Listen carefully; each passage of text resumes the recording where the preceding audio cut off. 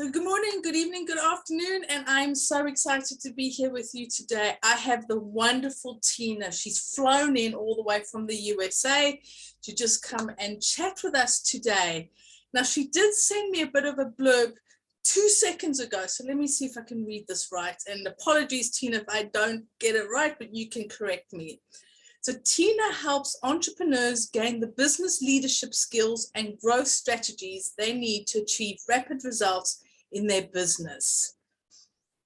Now, Tina and I had a conversation last week or a couple of weeks ago, and we just had an absolute blast. And I'm reading this bio and I'm thinking, no, Tina, it's so much fun. And this is really professional, but it's wonderful. It's great. And to continue, she shares the skill set, tool set, and mindset gained over 30 years in leadership, being a C-suite executive and building 2 successful businesses from the ground up. Her favorite roles are mom of 2 now grown adults and wife of her husband and business partner of 30 years.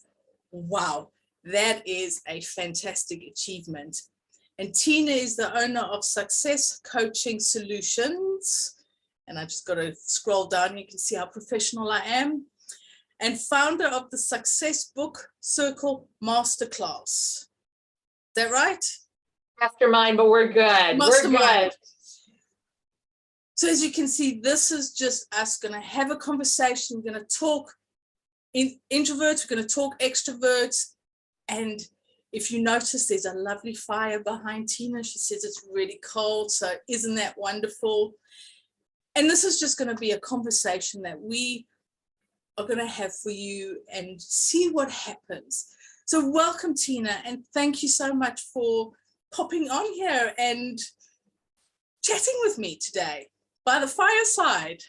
I was going to say we're having a fireside chat. Oh my gosh, Natalie, we had so much fun chatting before. Yes, I have a very stuffy bio. Yes, I've been a senior executive. Yes, I've led billion-dollar companies. That's not what we're talking about today. Today, we're going to talk about tool set, mindset, and skill set for people to really just love life, whether it's your business, if it's your family, whatever your realm is that you are wanting to make better, to do better, to be better. That's what we're going to talk about today. And we're going to have fun doing it, whether, we just have fun when we're together. And that's what this is all about, is just having fun. Business does not have to be stuffy. It doesn't have to be all suited and booted and prim and proper and everything else. It is about having that element of fun and joy in the business. Now, Yes. One thing I really want to jump into, because this is something we touched on last time, is, as you know, I'm the confidence coach for introverted business owners. And you told me something last time that you are actually an introvert, but you come off as an extrovert because you've had to step into that role. So tell us a little bit about how that's been for you, being an introvert, extrovert, and now finding your inner introvert again. Well, really interestingly, I would have sworn I was a complete extrovert, right? I was a complete extrovert throughout my life. I was more comfortable in settings where you had communications and presentations and connecting with people and all of that. And then I had a really, we'll call it serious accident. And I had to relearn a lot of things. And along the way, I found myself going, I actually don't like that. I've learned to like that. I've learned to do that. And when you take stock at life in a very different fashion, after you've had something tragic happen, you take stock a little differently. It's like, I really don't like that. That's really uncomfortable to me. But the fact of the matter is I had a goal that I wanted to get to, and I had to, in my mind, do it this way to get to that place. I don't know if you've heard of, and I'm sure many of you have heard of the DISC profile. I took a DISC profile and I did the 2-element DISC profile for what my real state of being is and what my adaptive state of being was. And I was like, oh, this makes so much sense right now. And so I actually call myself, you see, I have energy, but to be introverted does not mean you don't have energy. You can still have very high energy and very high on, right? I can be on during the day. And I do, I'm like a light switch, flip me on and I'm good to go. And in my role, when you're in the C-suite, you have to interact with people and you're doing it all day long. But I also have what I call, okay, I'm sharing this intimately with your audience. So please don't tell everybody about this part of me. I have the 5 o'clock Tina. And the 5 o'clock Tina comes around and I don't want to talk to anybody. I don't want the phone to ring. I want to be left alone. Give me my book. Let me curl up with my fireplace. Leave me alone at 5 o'clock because I have poured everything I have out of me in my adaptive state. And we can only live so long in that adaptive state before you actually just burn out. So yes, I am extroverted personality and I have a lot of energy, but my natural state, I would be happy to be home by myself alone for a million years, maybe with my dog. Some days, yes, some days, no, but I would be happy to be alone. And I have a family that I love. I have people I adore. So yes, there's two versions of me. And I think corporate America, at least from where I have gone through corporate America, really epitomizes the extroversion. And you are pushed into more of an extroverted model to make it to the top of where you want to be. Not necessarily required if you want to start your own business, though. You do, though, still have to, because I have owned a couple of businesses, you still have to be willing to market yourself and put yourself out there and do more extroverted activities. But that doesn't mean that you can't maintain a true sense of being an introvert. Again, 5 o'clock Tina truly exists. And this is something that I've come across because, like you, I thought I was an extrovert, just had been shy and lacked confidence. And actually, I was an introvert. And I only realized that through lockdown and in the pandemic, because it was like, yes, I'm locked in my house. Like, great, I don't have to go out. This is brilliant. Love it. And, yes. this is what made me aware of how I was actually an introvert and why my energy was just draining. But since then, I've come across a lot of introverts who having to be extroverted. And do you find that quite a bit in your past and in the businesses that you've worked with, that there's actually a lot of sort of closet introverts being extroverted in order to fit into the business role that they've chosen or that they are doing at that time? 1000%.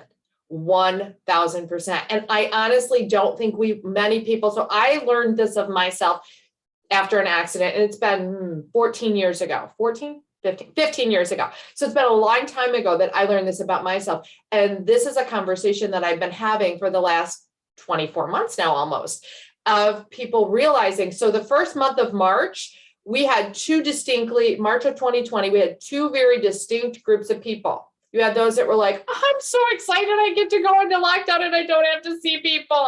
Yes, there's this really bad thing going on, but I'm happy. You got the other group is like, oh my gosh, I've been cut off from my lifeline and I don't know how to respond. And then by May, you had a third group that was emerging, which were those that were like, my lifeline is cut off. Wait, I might be liking that. So you had an awakening that happened for a lot of people in earlier 2020 that they don't have to be around people. Now the Zoom calls continued and the phone calls continued and everything.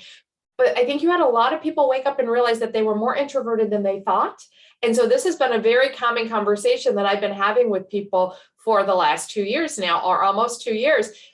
It really is a very, very common thing that you adapt. Success adapts, right? You follow role models, you follow mentors, you follow in the footsteps. And sometimes those people are truly extroverted. Other times they are extroverts that are basically stepping outside their normal zone or their comfort zone to become more extroverted. So you really do have a large group of people that are dealing with that. And I'm sure some of the people listening to this right now fall into that. And it's quite tiring because, as you said, it's how you use your energy differently. You have your energy, but come 5 o'clock, that's it. The switch goes off.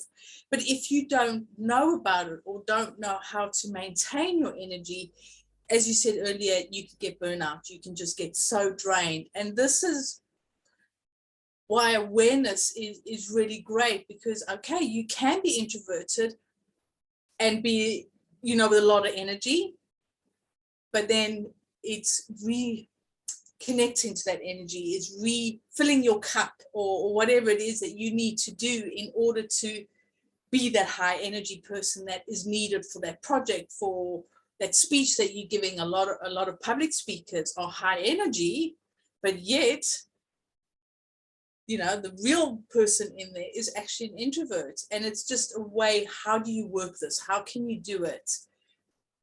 Because being an introvert doesn't mean you can't do it all. That's very true. And I actually have some tips for your audience on how I can actually make it through that day, because I am not high energy for 9 hours or 10 hours a day, and then at 5 o'clock I stop. That's not what I am. We all need, and I say this all the time, know thyself first, right? Know thyself. So if you really want me to do something that is going to take an inordinate energy from me, my energy, my ultradian rhythm for me, early morning, you get me between 8 and 10 a.m., I am on fire. I can step completely outside my comfort zone. But by 3 o'clock, you're going to get me to take a baby step out, and I'm probably going to have a bad attitude about it. I'm just going to be honest here. Shh, don't tell everybody. But I probably will have a less gregarious personality at that point. You just talked about speakers. I gave a presentation to 5,000 people. And for a lot of people, they think I can never do that. I could never, ever do that. I thought the same thing. I'll be honest. Okay. I almost threw up on the side of the stage. I'm just going to say that. But when I got out on the stage, I was like, I'm on, here we go. And I do go into the I'm on persona. And so I'm on, here I go. And I knew that I was delivering a message that was important to those people and it was going to have impact. So I delivered the message, and I literally left and locked myself in a room backstage for 30 minutes because it took everything I had out of me. And then I went out and greeted people and signed and did all the other stuff that you do, answered questions and everything else. But you can go full on, but you've got to give yourself, and I refer to that next step as white space. You've got to give yourself that white space where you lock yourself out and block yourself out. That is one thing that introverts and extroverts have 100% in common, is we don't have boundaries. People don't have boundaries. So giving yourself that white space is not only key, but required if you want to keep enough energy for the day. And then here's the other thing that I say to people all the time. Most of us in business have email. Okay. Business is run with email. Your email box is the way in which other people direct your life. That is what they do. They are telling you what they need, when they need, how they need, and you are in a reactive mode. For me, introverts and extroverts alike, I tell you to manage your mailbox by managing it in periods of time so it doesn't drain your energy. I don't care how extroverted you are or how introverted you are, that email box is draining. So give yourself that space, that white space in between. And yes, the dings and the pings do get your attention. Shut off your notifications. Shut them off. Don't let them ding and ping you, because each ding is dinging your energy. So don't do it. Just set it aside. So building in boundaries, building in that white space. And you know what? I actually had the person I was speaking on behalf of in this large 5,000 person group. And for some of you, 5,000 people probably is nothing. For others of you, 5,000 is overwhelming. It doesn't matter where you sit in that spectrum. What matters is all of you are, when you're speaking, you're connecting with somebody that you're serving. And so I know that I had a person who followed me right after who said to me, I can't believe you went away for 30 minutes after you spoke. You lost that opportunity. And I said, no, I gained that opportunity, because if I would have shown up afterwards, immediately afterwards, I would not have shown up as me. And that was important. And they're like, I can't believe you did that. What did the coordinator of the event say? And I said, they said, so when will you be available? And I said, I will be available at. And they were like, great. There was no question to it, but other people were so afraid to ask for that space or to say, I need this space, that they just didn't do it. And at the end of this whole event, and I'm telling a long story for a very important reason, at the end of this event, the people that followed me came up to me and said, that was brilliant. I need to do that.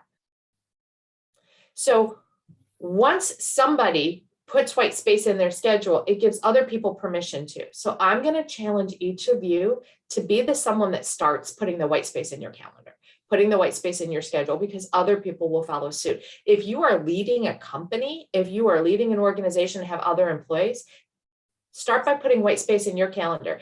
It gives them permission to get off the hamster wheel and to build in white space in theirs. And their white space, my white space is not always lock myself in a room for 30 minutes. My white space is not always to shut off at 5 o'clock. I like that one a lot.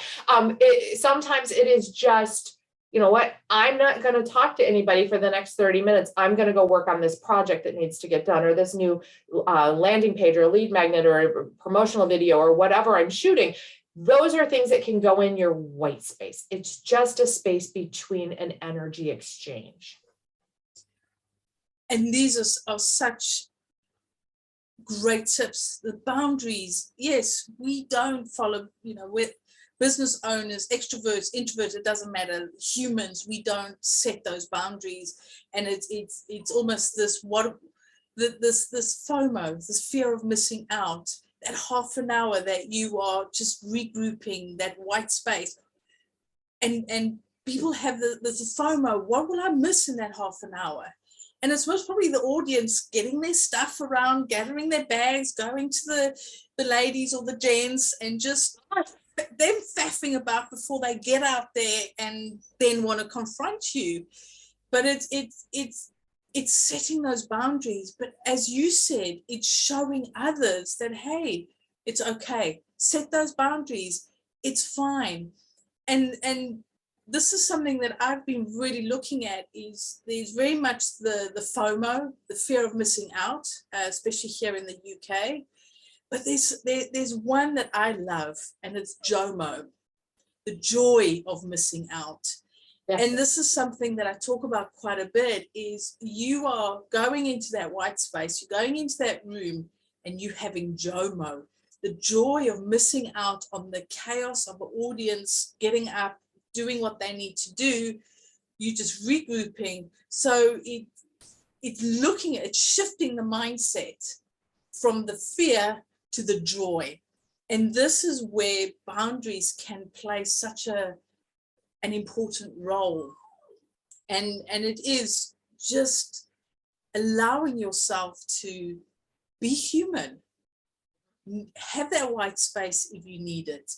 Allocate times for your emails so that you are not going, turn off your notifications.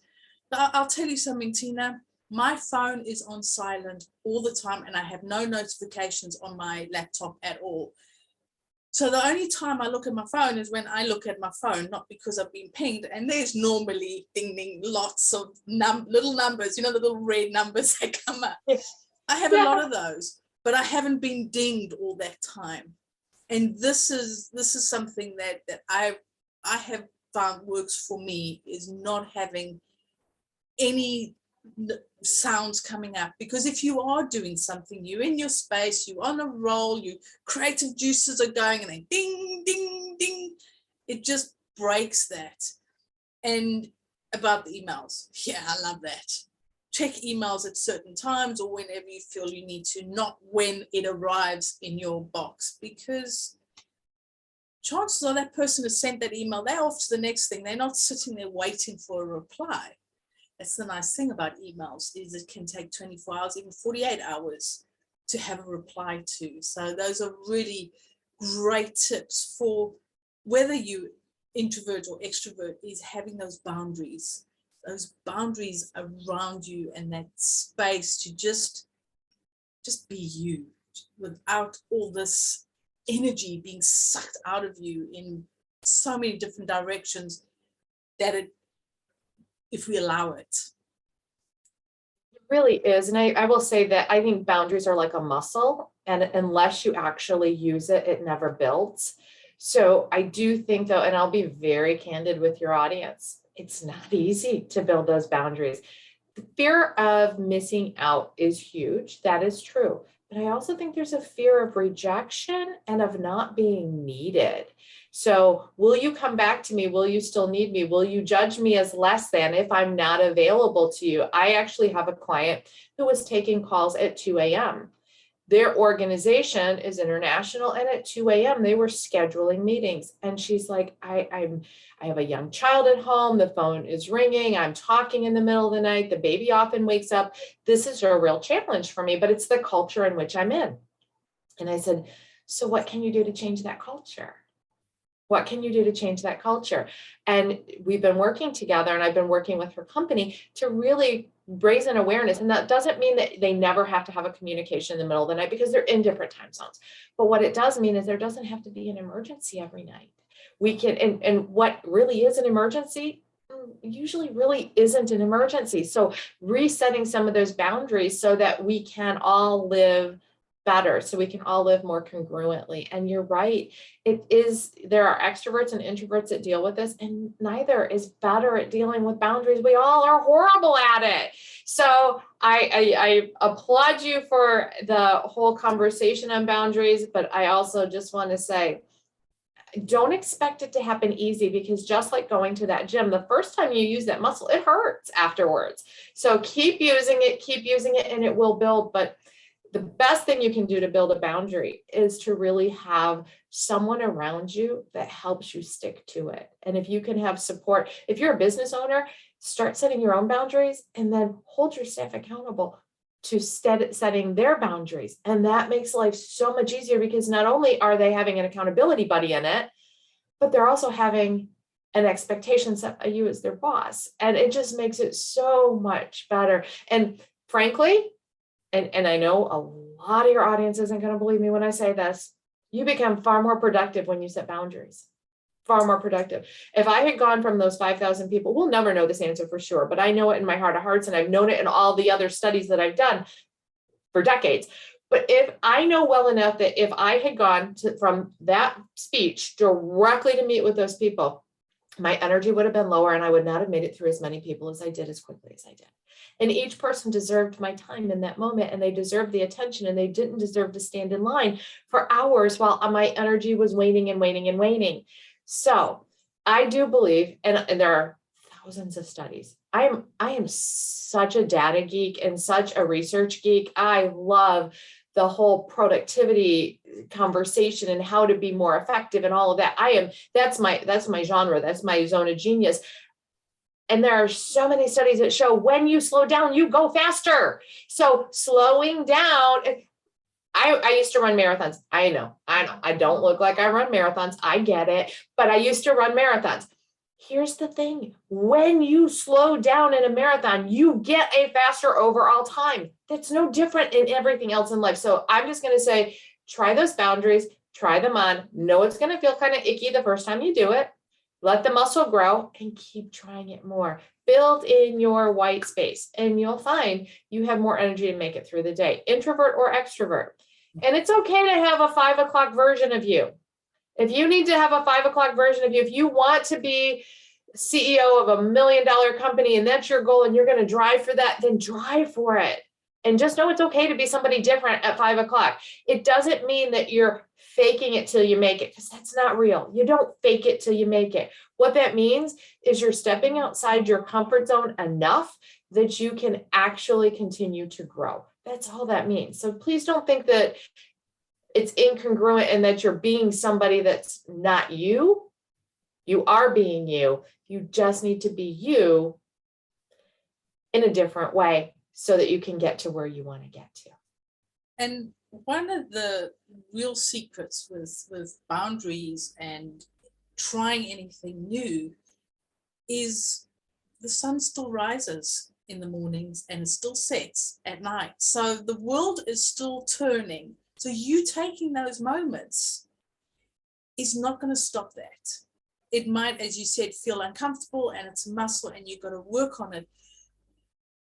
But take baby steps. Start with one thing, build that in, then bring in the next thing and see what works for you. Because you might set a boundary and think, okay, no, hang on, I need to tweak it, or actually that doesn't work, so let me try this, until you find what does work.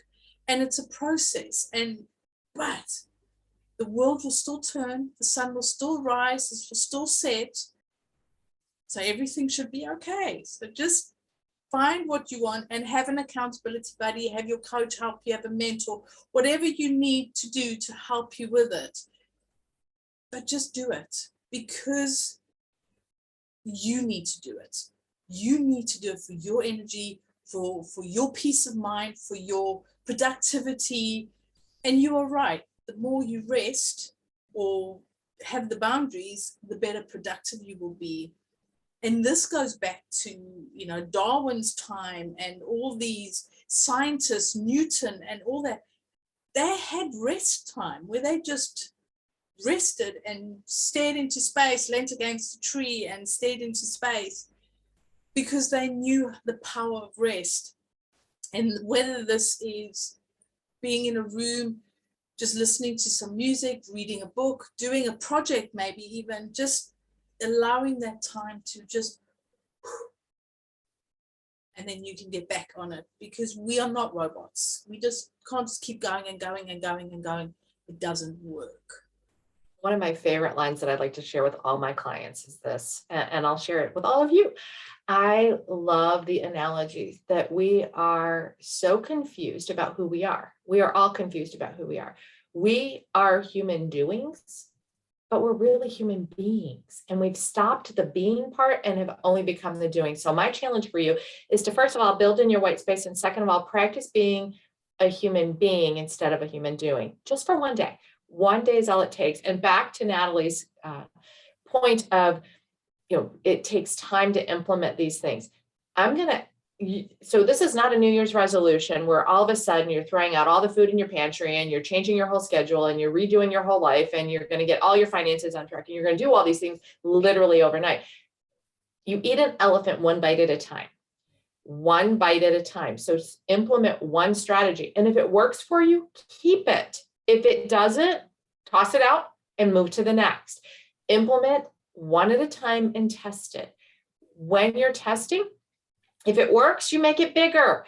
Let yourself adjust to it. Like she said, it doesn't have to be all or nothing. It doesn't need to be all at once.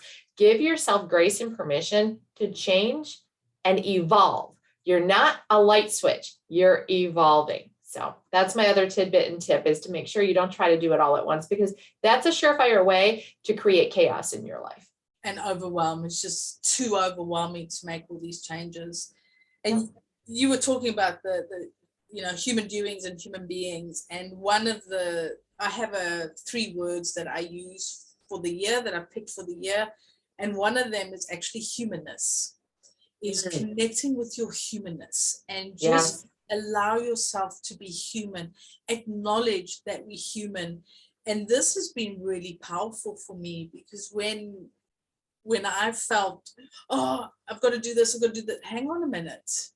Am I just thinking I've got to do it, or am I being human? And it comes back to the JOMO, the joy of missing out. And all of these are so connected. So when you're thinking of the boundaries, put your little human hat on and really start to think, what do I need as a human being? What does my humanness in me need right now from myself?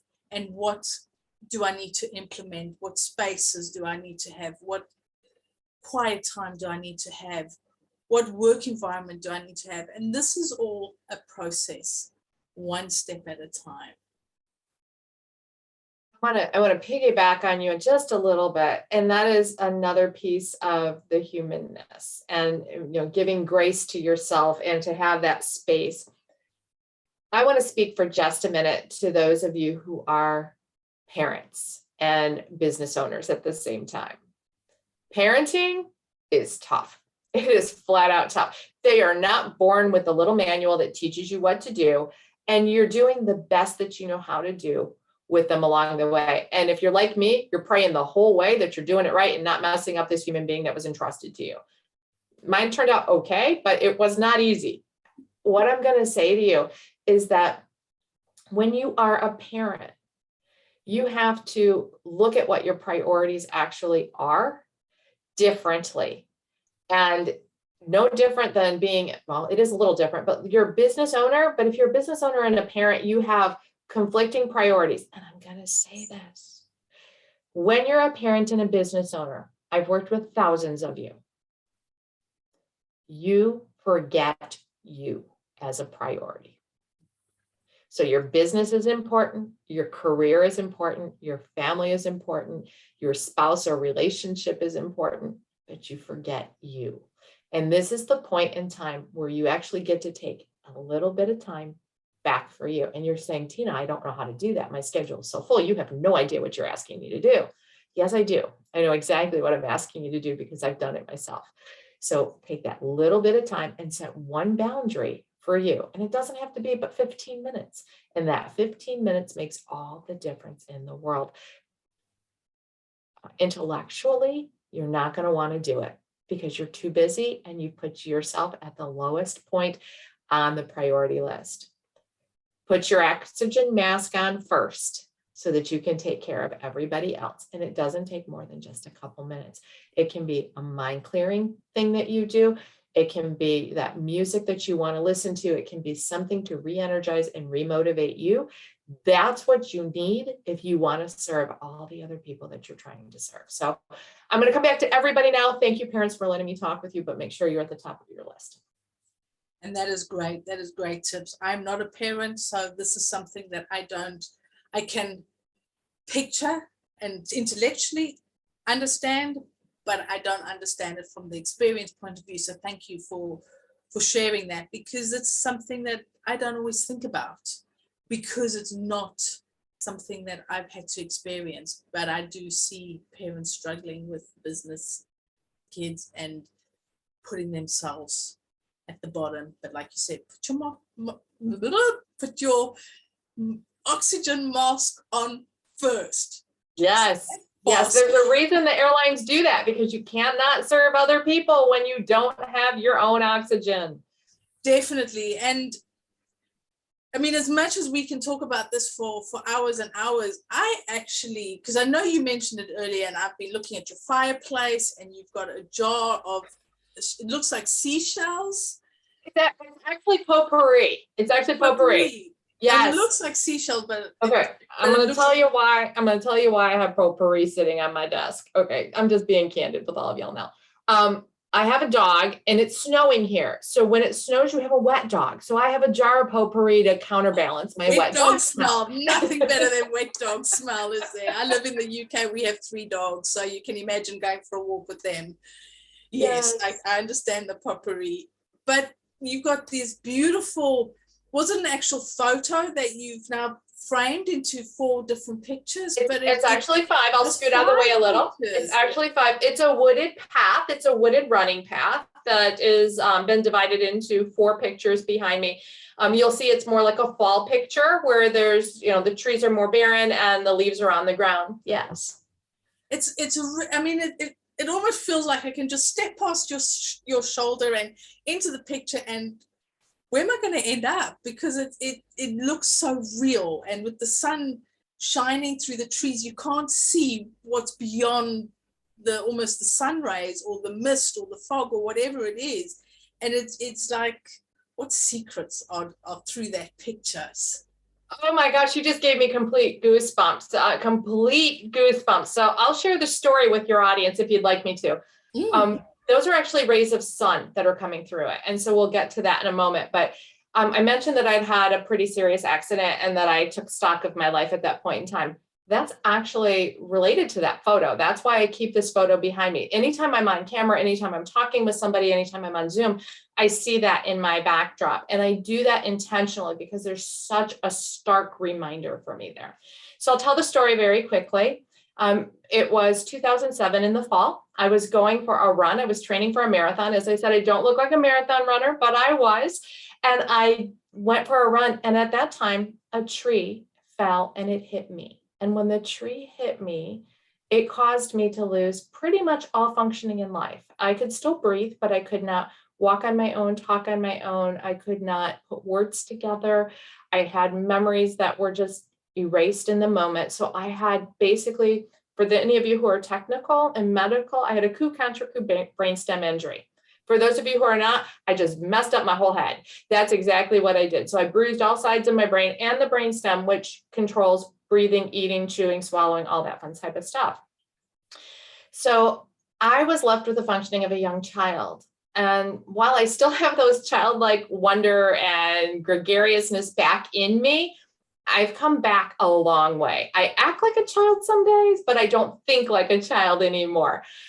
So my healing journey, I can walk, I can talk, I can do all of that. My healing journey is actually a miraculous thing that actually transpired.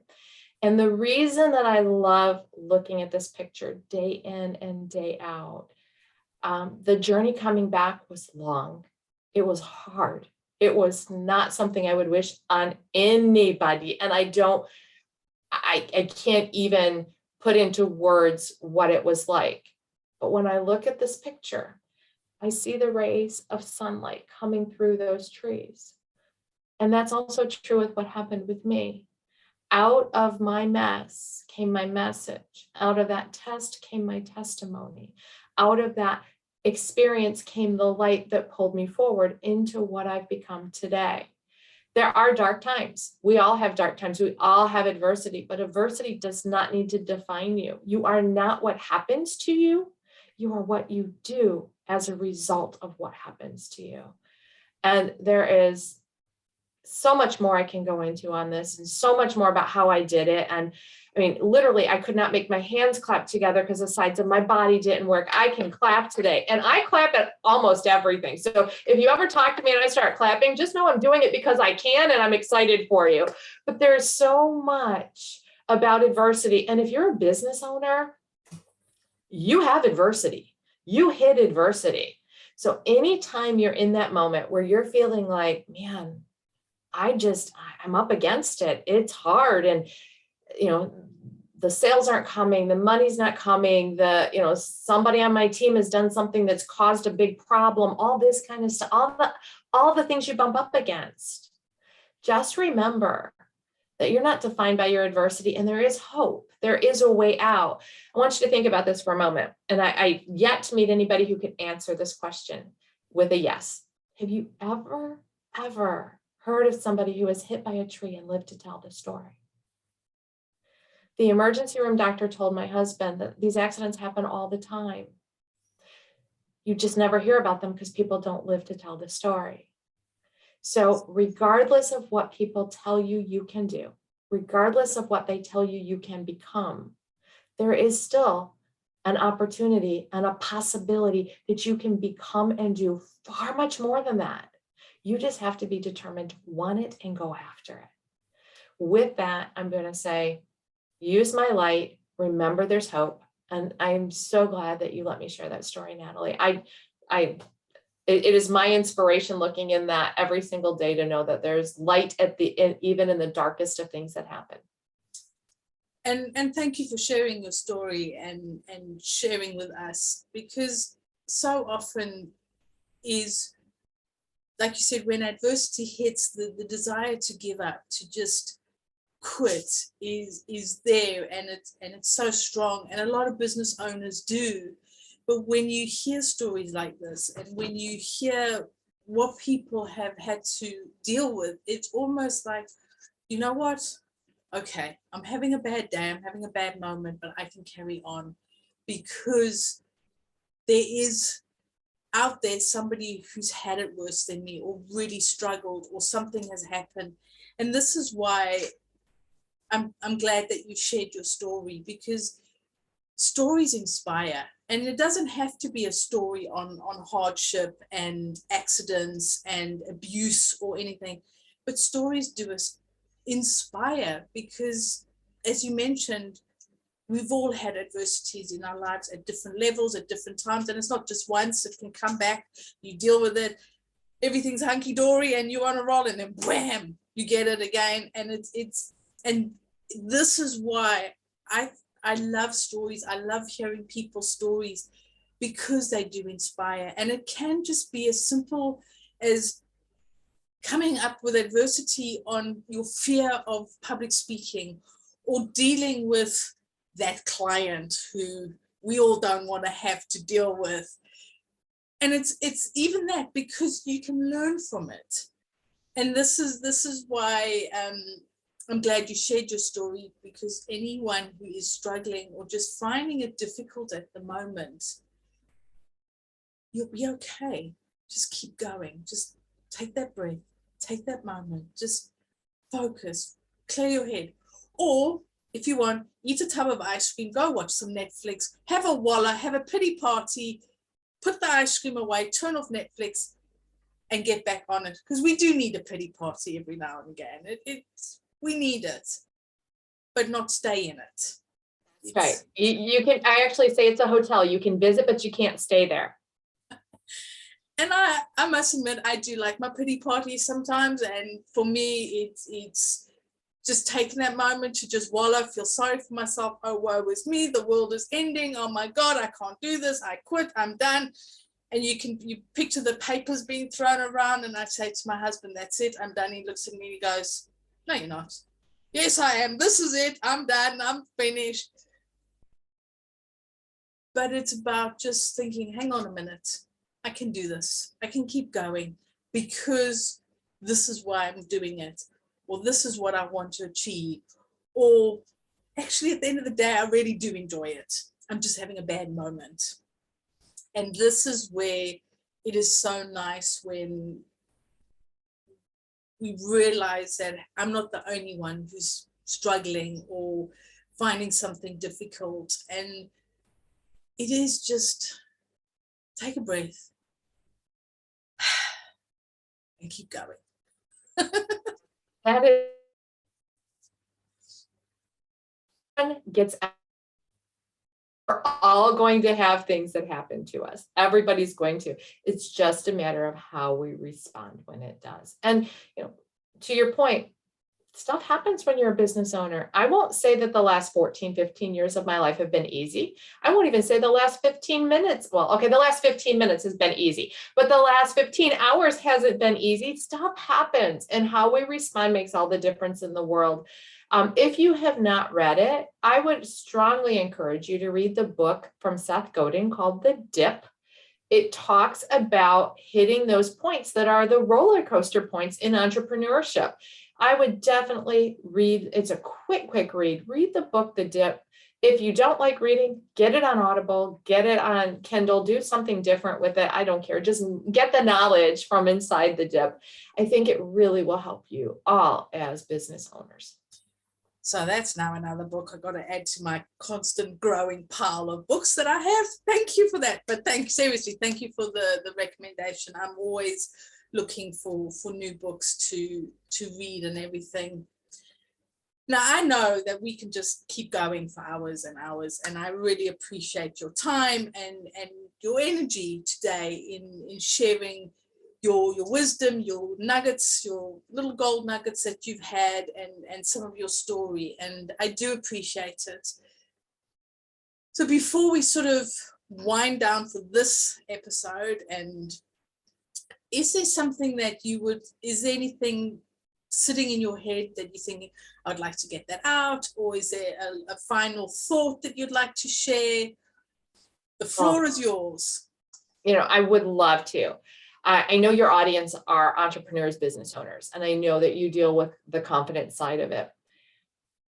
Business ownership is really, or business leadership, because we're all leaders, no matter how we slice it. And business owner is a leader. It really comes down to mindset, skill set, and tool set. You can get all the tool set in the world. You can get all the skill set in the world. If you don't have the right mindset, you'll never apply them. So I'm going to strongly urge you to give yourself grace, continue going forward. When you come upon your adversity, and you take stock in why you're doing this, and you keep going. Rejection is huge when you're a small business owner or you're just starting out. It just means your right next person is coming. You have to keep going towards them. I would ask you to always remember that nothing great has ever been achieved by doing nothing great. So please give yourself grace And most importantly, never ever forget why you're doing what you're doing. Natalie, can I invite them if they'd like to follow along with me, how to find me? I was just going to say that. So yeah, you beat me to it. Fantastic. So I am a huge consumer of knowledge and books. So I have started the Success Book Circle Mastermind. You can find me at successcoachingsolutions.com, but I'm going to make your life really, really super simple. If you've liked what I've shared with you today, I'm going to invite you to simply go to a free gift from Tina and pick up a free gift from me, and you'll get all the information about how to contact me if you'd like to. And I will get the links from you. So there'll be the links in the comments that underneath the video that you can then click on. So it's even easier. And the free gift from Tina will be there too. If there's a link for that, I'm assuming there's a link for that. And I just wanted to say thank you very much for all that you shared, the knowledge, the nuggets, the everything. And just one last thing is, all you introverts who are listening, don't be afraid to put in your boundaries. As you heard, go get your white space, create your white space, create what you need to do your energy, because as an introvert, you can build a business, you can be ambitious, you can have a successful business. It's finding the right way to do it. And don't be afraid to put in those boundaries and to have JOMO. Remember JOMO? And just ditch the FOMO, because that is not helping you. If there's any other topics that you would like me to cover, just let me know in the comments. And until next time, it's been wonderful to have you here sharing the space with us. And I will talk to you soon and see you soon. Take care. Bye. Bye.